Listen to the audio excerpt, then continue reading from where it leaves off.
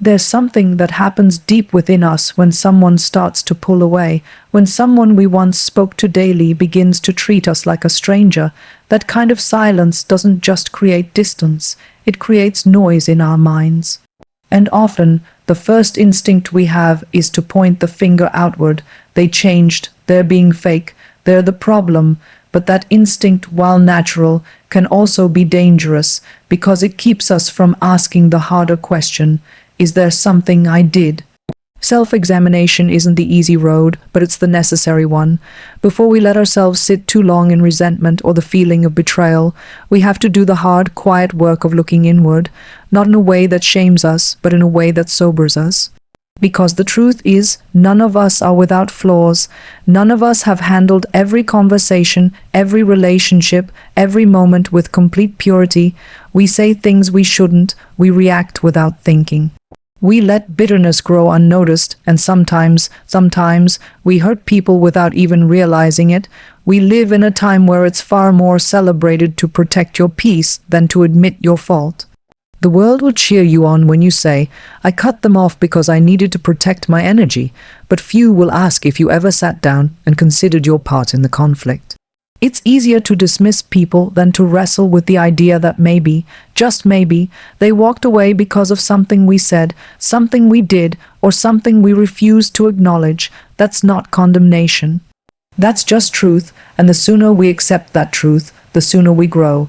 It's a painful thing to look in the mirror and not just see our intentions, but our impact, because we often judge ourselves by what we meant to do, but other people experience us by what we actually did.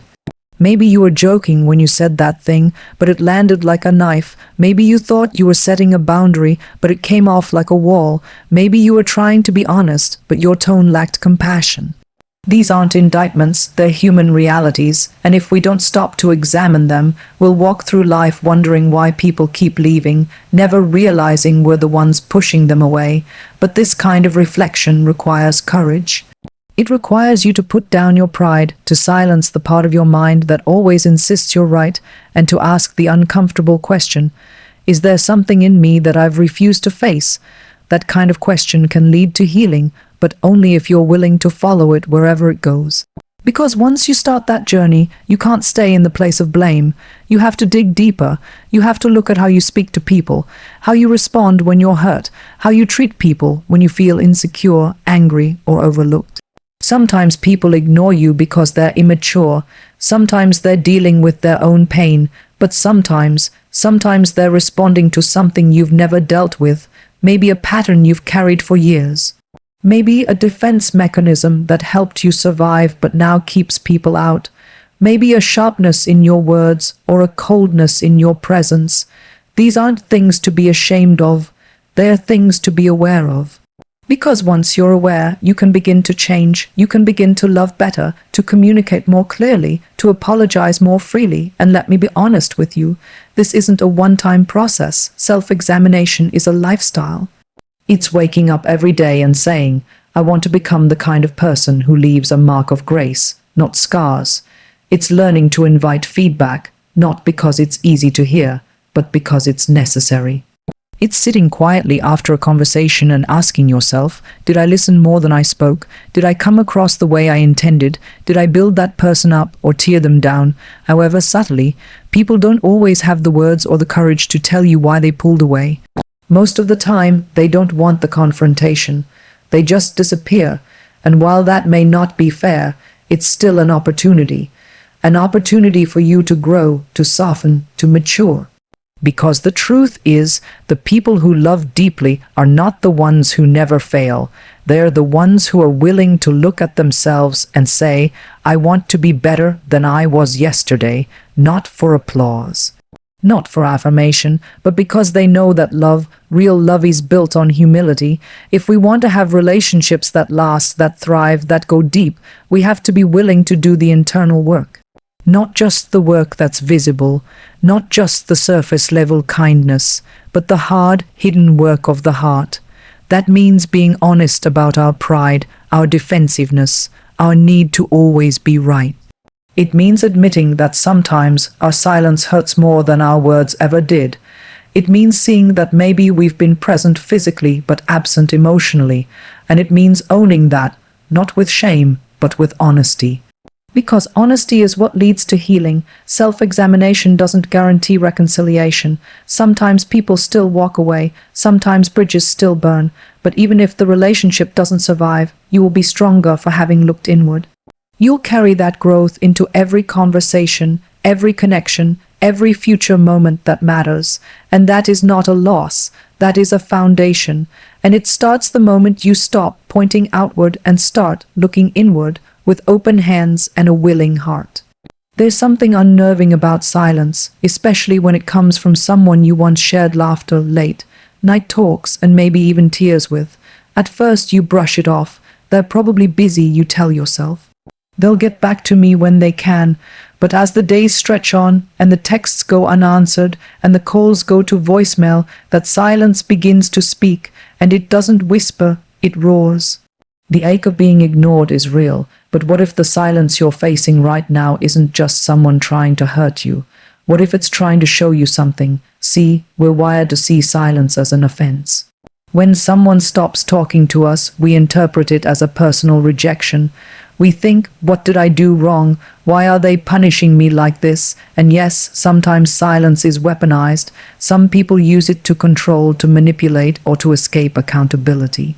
But not always. Sometimes silence isn't an attack, it's a revelation. Sometimes it pulls back the curtain on things we've been too distracted, too emotionally entangled, or too proud to see. Silence, as painful as it is, can be the clearest voice in the room. You see, when someone suddenly stops responding to you, it forces you into a space you didn't choose, a space of reflection. It's uncomfortable, it's unfamiliar, but it's also full of truth if you're willing to listen. Because silence has a way of revealing more than noise ever could. It strips away the flattery, the excuses, the social niceties, and it leaves behind what's real. And in that stillness, you start to notice patterns.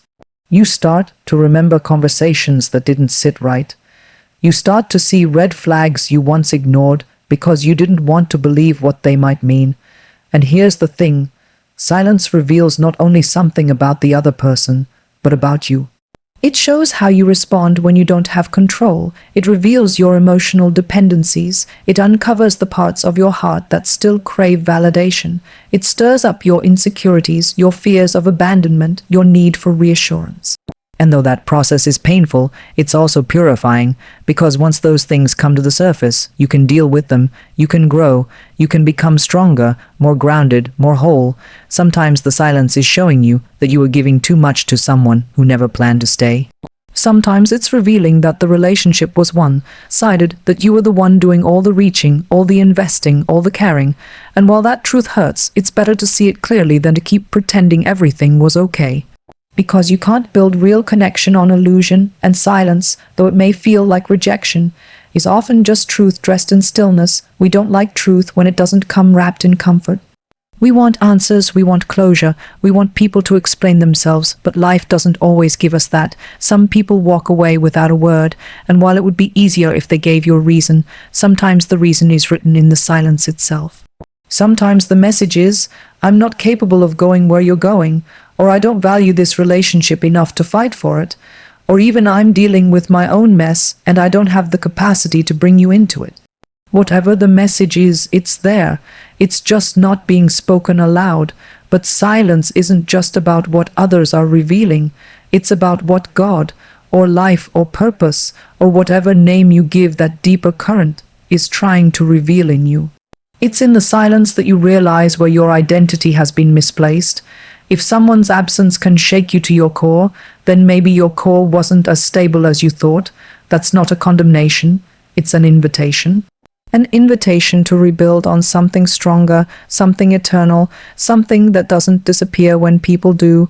It's in silence that we wrestle with our need to be seen, and sometimes discover we've been chasing affirmation instead of truth. We've been depending on people to tell us who we are, instead of learning to know who we are in quiet confidence. That's why silence feels like death at first. It kills the illusion. But once that illusion dies, something far more solid can begin to live. The truth is, some of the most transformative seasons of your life will begin with someone's silence. Not because their absence made you better, but because it forced you to listen to what you were too distracted to hear. That voice that says, "You are not defined by who stays or who leaves. You are not diminished by someone's inability to see your worth." That voice that begins to rise when every other one fades. That voice that tells you, maybe this silence isn't punishment. Maybe it's protection. Maybe it's preparation. When we stop treating silence like an enemy, it becomes a teacher. It teaches us how to let go of people without hating them. It teaches us to stop begging for attention we should never have had to ask for in the first place. It teaches us to become comfortable with being alone, not because we were made to be isolated, but because solitude is where strength is forged, the kind of strength that walks away without bitterness, the kind of strength that waits without desperation, the kind of strength that doesn't chase people who left but blesses them anyway. We don't always get to know why people ignore us. We don't always get the apology or the explanation. But we do get the silence, and the silence, if we let it, will tell us what words cannot. It will show us who we were, what we truly value, and where we need to heal. And maybe, just maybe, that's what we needed more than their reply. It's a hard thing to admit, but deep down, many of us live for affirmation. We chase it, we depend on it, and sometimes we even build our entire sense of worth around it. The likes, the compliments, the responses, the attention. It becomes the air we breathe. And without even realizing it, we start to treat affirmation like a right, as if we deserve to be noticed, as if we should be praised, acknowledged, and validated just for showing up. But here's the truth most people don't want to hear. We were never promised constant affirmation. That was never part of the deal. We weren't guaranteed applause every time we did the right thing. We weren't told that everyone would appreciate our efforts or respond to our honesty with gratitude. In fact, if you look closely at life, really look at it, you'll see something sobering. Often, the most meaningful things we do go completely unnoticed. The times you held your tongue, the times you forgave without an apology, the times you showed up when no one else did, the moments you kept loving someone who couldn't love you back, those don't usually get recognition. They don't come with a round of applause or a pat on the back, and yet they matter deeply. But we live in a culture that thrives on being seen. If it's not posted, it didn't happen. If no one claps, it must not have been good enough. If people aren't responding, we start questioning our value, and so the silence becomes unbearable. The lack of affirmation feels like rejection. But what if it's not rejection? What if it's refinement? What if the silence is not trying to tear you down, but trying to teach you to stand on something stronger than people's opinions? Affirmation isn't bad. It's actually a beautiful thing when it comes freely and genuinely. We were designed to encourage one another, to speak life into each other, to uplift the weary. But affirmation was never meant to be the foundation. It was never supposed to be what holds you together. Because if that's all you're standing on, then the moment it's gone, you crumble.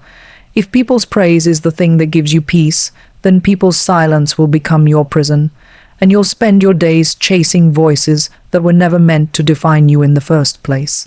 You're not always going to be seen, that's just the reality. Sometimes you'll do the hard thing, the right thing, and no one will notice. Sometimes you'll grow in ways no one else can see.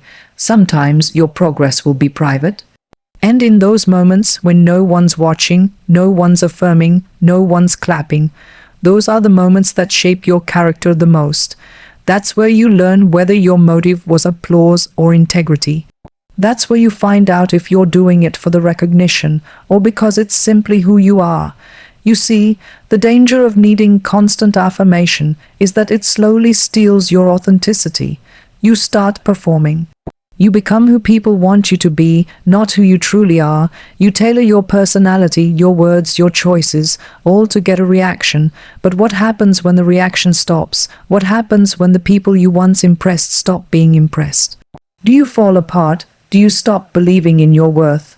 Do you start to question everything you once stood for? If you do, that's not failure, that's just a signal that you've anchored yourself to something that was never meant to carry that weight. And so, the silence becomes a test, not a punishment, but a test. Can you keep going when no one's clapping?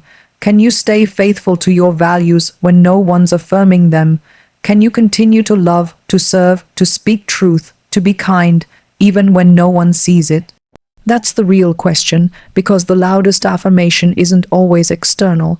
Sometimes the loudest, most powerful affirmation is that still, quiet knowing inside you that says, I'm doing what I was made to do, and I don't need a crowd to prove it. There's a kind of strength that only comes when affirmation is taken away, when the cheers fade, when the messages stop, when the people you poured into disappear. That's when your soul gets tested. That's when you discover whether your sense of purpose was built on applause or on something far more unshakable. Because when everything goes silent, when you're no longer being affirmed by others, you're left with one voice. Your own, and that voice, how you talk to yourself, how you remind yourself of your value, how you hold yourself together in the absence of outside validation. That's where real maturity begins. We're told to chase platforms, visibility, relevance. We're taught to equate affirmation with success, but what if success isn't always public?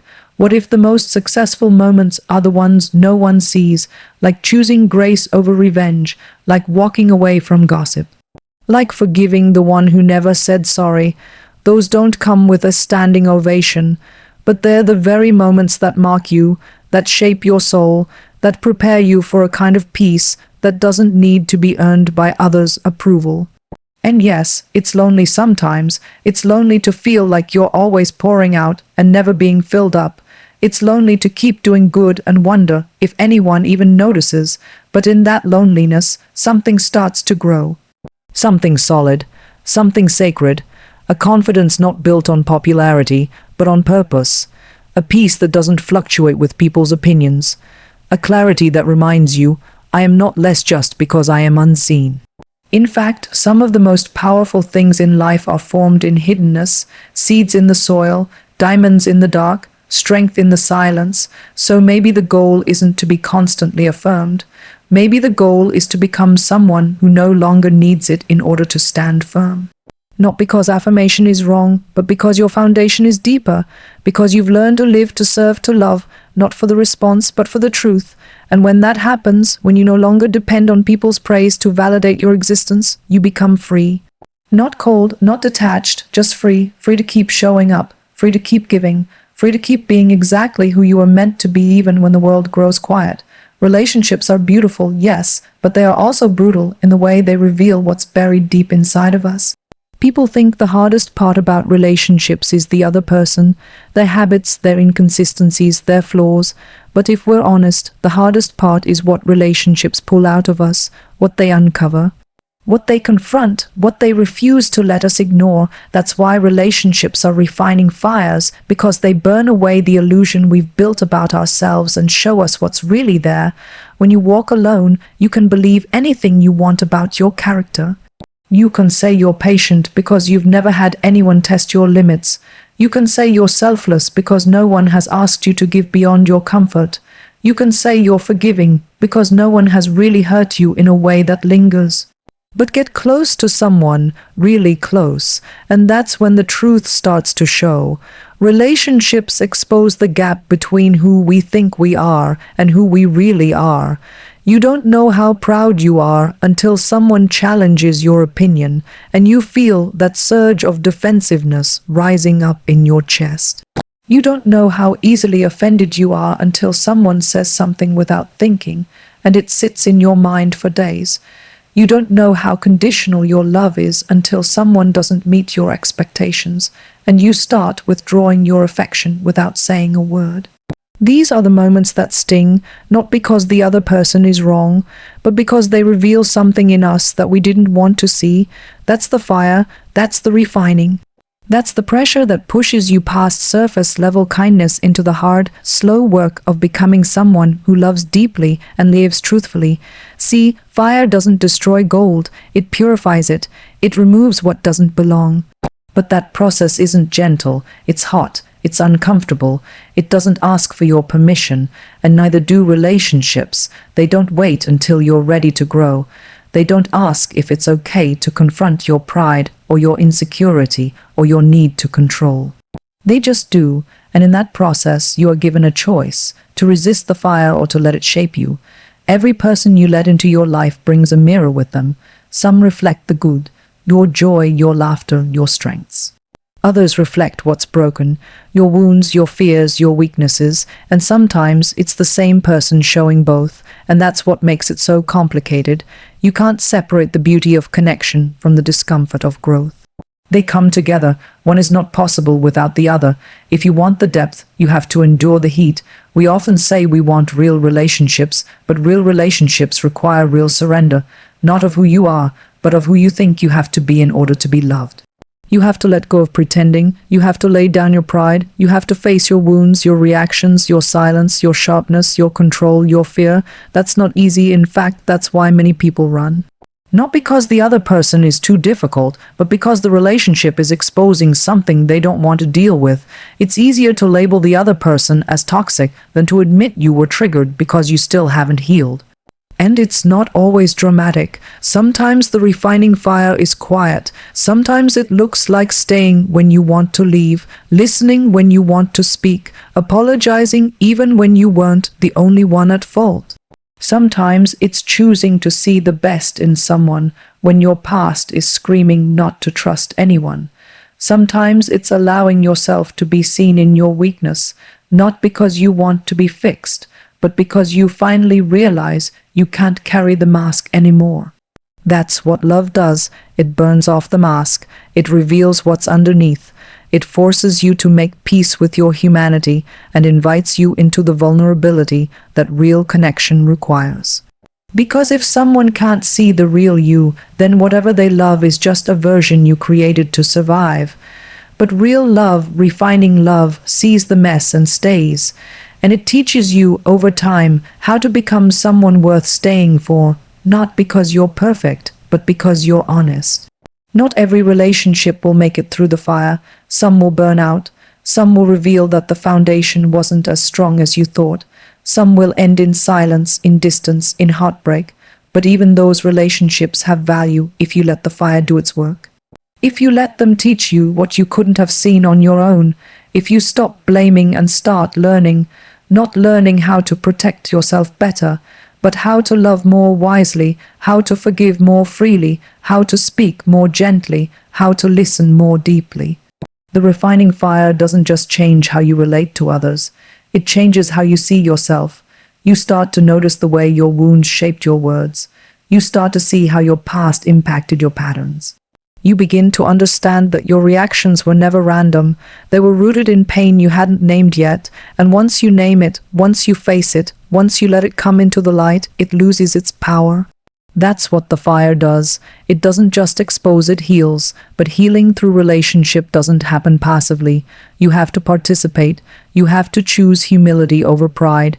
You have to choose vulnerability over control. You have to choose forgiveness over offense again and again, and the more you do, the more you'll see the fire wasn't your enemy. It was your invitation to become more grounded, more gracious, more real. We like the idea of growing in isolation. We think we can heal by reading books, watching videos, sitting quietly in our rooms, and yes, those things help, but the real test of growth is always in the presence of another person. That's where the old triggers come up. That's where the deep-rooted fears surface. That's where the transformation is proven, not in theory but in tension, not in solitude but in connection. So yes, relationships are refining fires. They are intense, they are demanding, they will stretch you, challenge you, and change you in ways you never asked for. But if you stay in the fire, not recklessly, not without wisdom, but with a willingness to grow, you'll come out different. Lighter, clearer, stronger, not because someone else fixed you, but because you faced yourself, and that's where real love begins, not just for others, but for who you're becoming. Isolation has a way of making everything feel hollow. The room is quiet, the phone doesn't buzz, and even the air feels heavier than it should. You start wondering if you've been forgotten, if maybe the things you poured your heart into didn't really matter. It's in those moments, the ones filled with silence and stillness and absence, that the mind begins to spiral. You start questioning everything, your worth, your voice, your place in this world. But there's a deeper truth underneath all that noise. Purpose remains even in isolation. See, we're so conditioned to associate purpose with movement, with affirmation, with progress we can see and touch and measure. We think purpose is tied to platforms, to opportunities, to being surrounded by people who validate and support us. But that's not where purpose is born, and it's not where it stays. Purpose is forged in the quiet, in the slow, in the hidden places, and it doesn't disappear just because you feel alone. It may feel buried, yes. It may be quiet, but it's still there, breathing beneath the surface, waiting for you to recognize it again. The world doesn't teach us how to sit in isolation. It teaches us how to avoid it. Stay busy. Stay connected. Stay distracted. Scroll, post, perform, produce. Do whatever it takes to drown out the discomfort of being unseen. But the truth is, some of the most powerful people to ever walk this earth were forged in isolation. Not because they were abandoned, but because they were being prepared. There's something sacred about the space where no one is watching, that space where you're not performing, where you're not managing anyone's expectations, where you're not chasing approval. It's in that space that you start to hear again, not the noise of the crowd, but the still, clear whisper of who you are and why you're here. You see, isolation isn't just about absence, it's about clarity. When everything else fades, what remains? When you strip away the applause, the attention, the constant feedback loops, what do you still believe in? What still matters to you? Who are you when no one's asking anything from you, when no one's praising you, when no one even seems to care what you're doing? That's where the core of your purpose is revealed, and it's humbling. Because it forces you to face the question, if no one ever saw this, would I still do it? If no one ever said thank you, would I still keep going? The answer to those questions tells you what's real. Because anyone can be consistent when the world is watching. Anyone can be faithful when the reward is immediate. But isolation reveals what's anchored deep inside. It shows you whether your sense of purpose is built on public recognition or private conviction. It strips away the performance and leaves only the truth, and sometimes that truth is quiet, sometimes that truth is small, but it's strong, it's rooted, and it endures. There are seasons in life where everything feels like it's in motion, where the doors keep opening, and the conversations are flowing, and the energy is high. And then there are seasons where everything feels still. Unseen, forgotten, you reach out and no one reaches back. You try and nothing happens, and it's easy in those moments to believe the lie that you have lost your purpose, that it somehow left you, that you missed it or messed it up. But purpose doesn't vanish just because people do. Purpose doesn't dissolve just because the spotlight moved on. It doesn't depend on how many people are clapping or watching or following.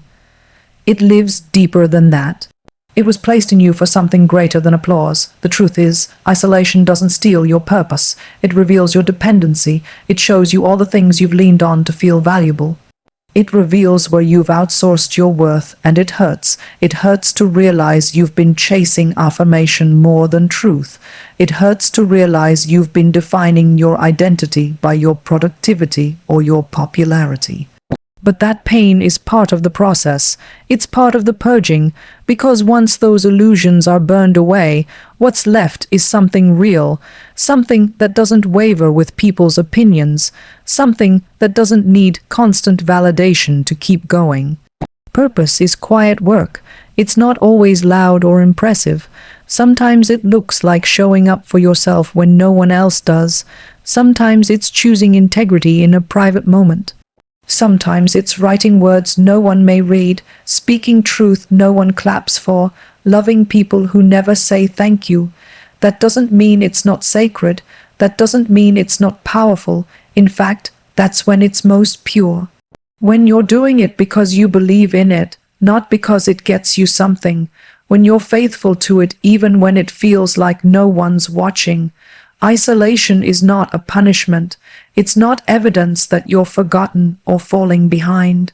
It might just be the proving ground for the next chapter of your life, a space to be recentered, to be refined, to be rooted in what actually matters. It's where noise fades so clarity can rise. It's where you learn to hear your own voice again, the one that's been drowned out by the crowd. It's where you get honest about what still drives you when no one's cheering. And it's where you start to remember that purpose was never about being seen. It was about being faithful. You don't need to fear the quiet seasons. You don't need to fill every silence or explain every distance. You don't need to prove your purpose to anyone. Let it do its work. Let it anchor you. Let it teach you how to stand still without giving up. There's strength in the stillness, there's beauty in the becoming, and there's purpose in the places you thought were empty. Even when it feels like nothing's happening, something is. Even when it looks like you're alone, you're not. Something is forming, something is growing, and one day when the world sees it, you'll know. It wasn't born in the spotlight, it was born in the silence, and that's what makes it unshakable.